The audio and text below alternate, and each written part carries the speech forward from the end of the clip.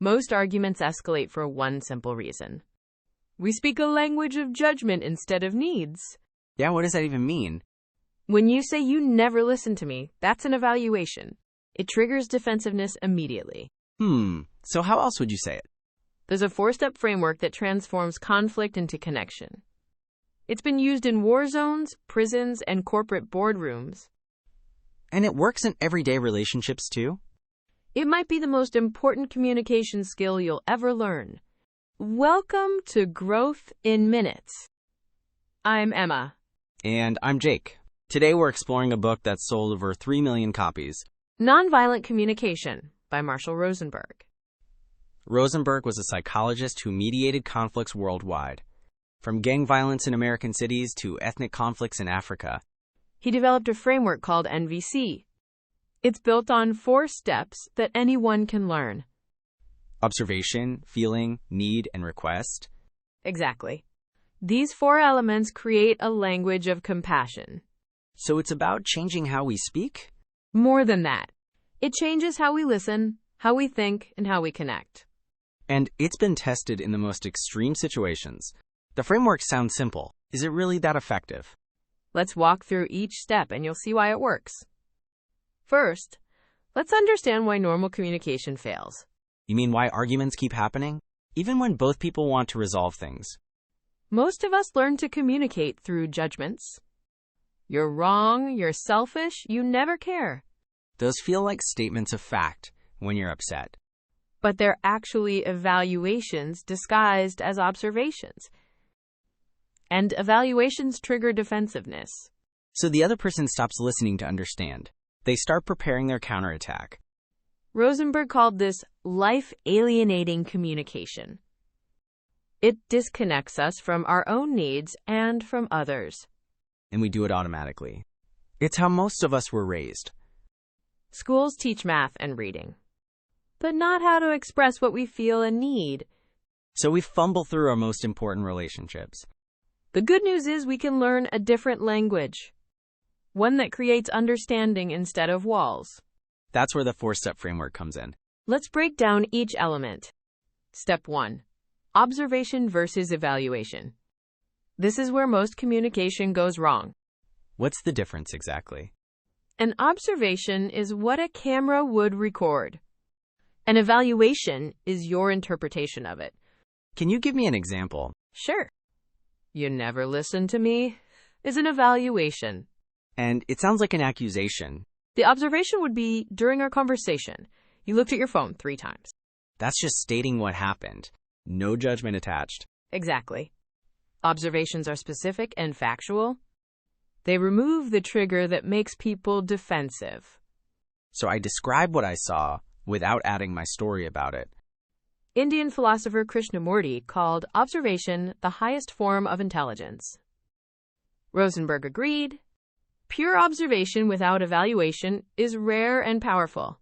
That's the first breakthrough. Step 2. Feelings versus thoughts. Aren't they the same thing? This is where we get confused. I feel that you don't care sounds like a feeling. But it's not. It's a thought disguised as a feeling. You're actually making a judgment about the other person. So what's, a real feeling?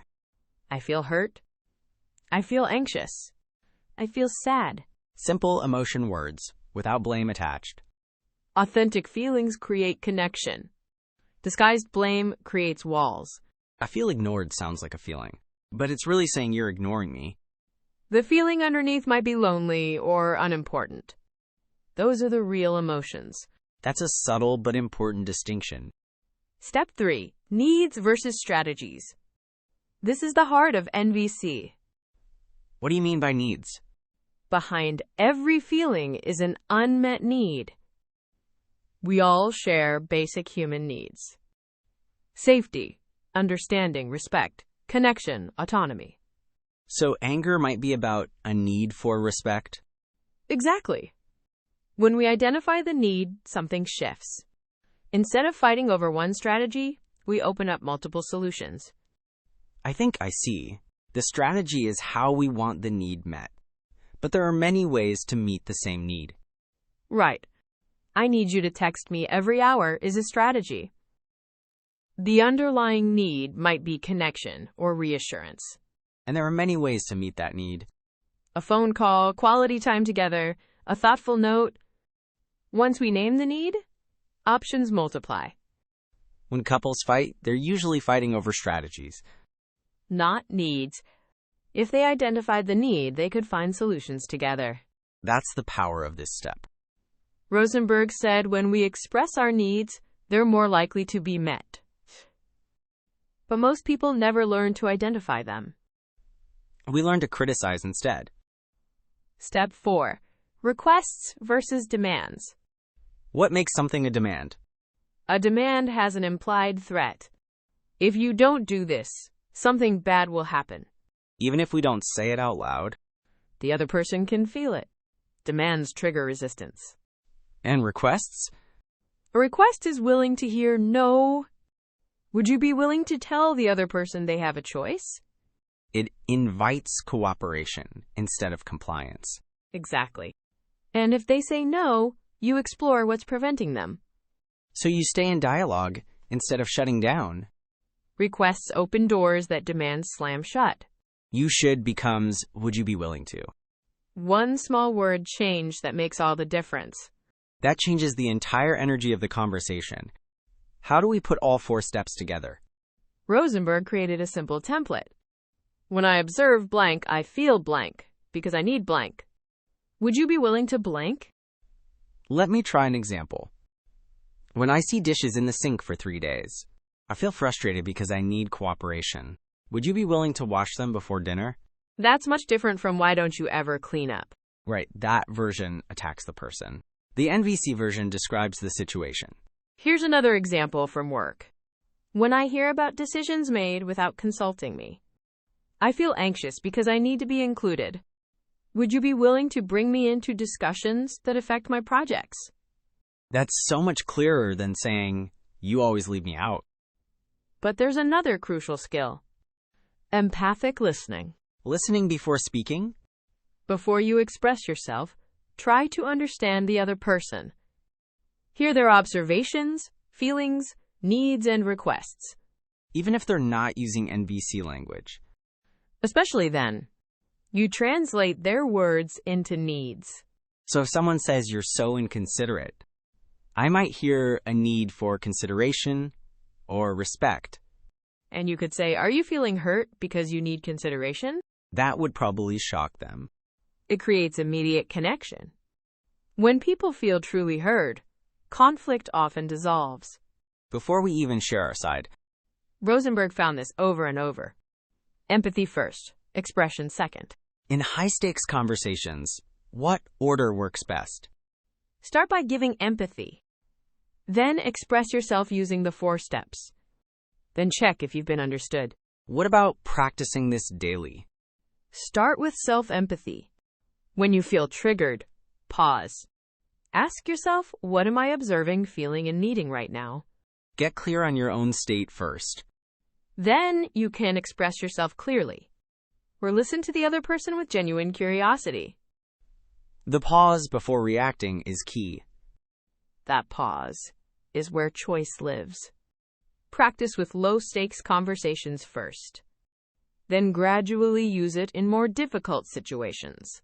This feels harder than it sounds. Separating observations from evaluations takes practice. It does. Rosenberg said he practiced for decades and still caught himself judging. That's actually reassuring.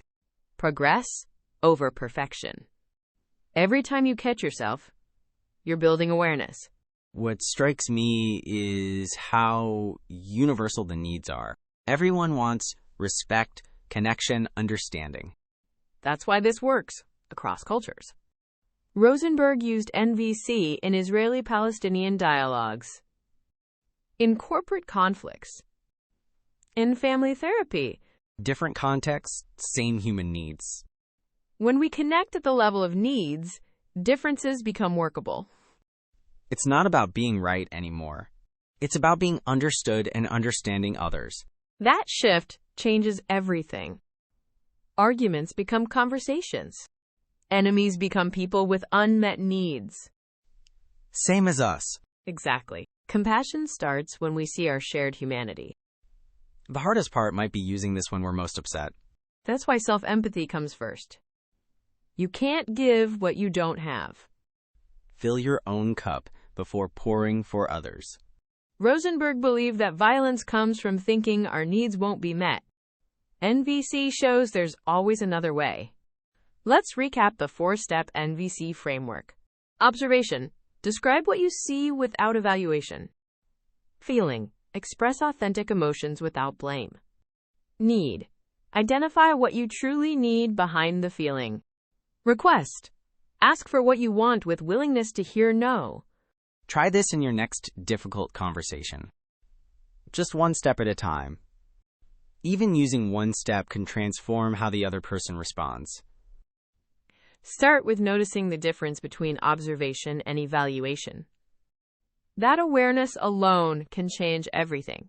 Share in the comments which step feels hardest for you. Subscribe for more insights on communication and relationships. I'm Emma. And I'm Jake. Remember, behind every criticism is an unmet need. Find the need, and you find connection.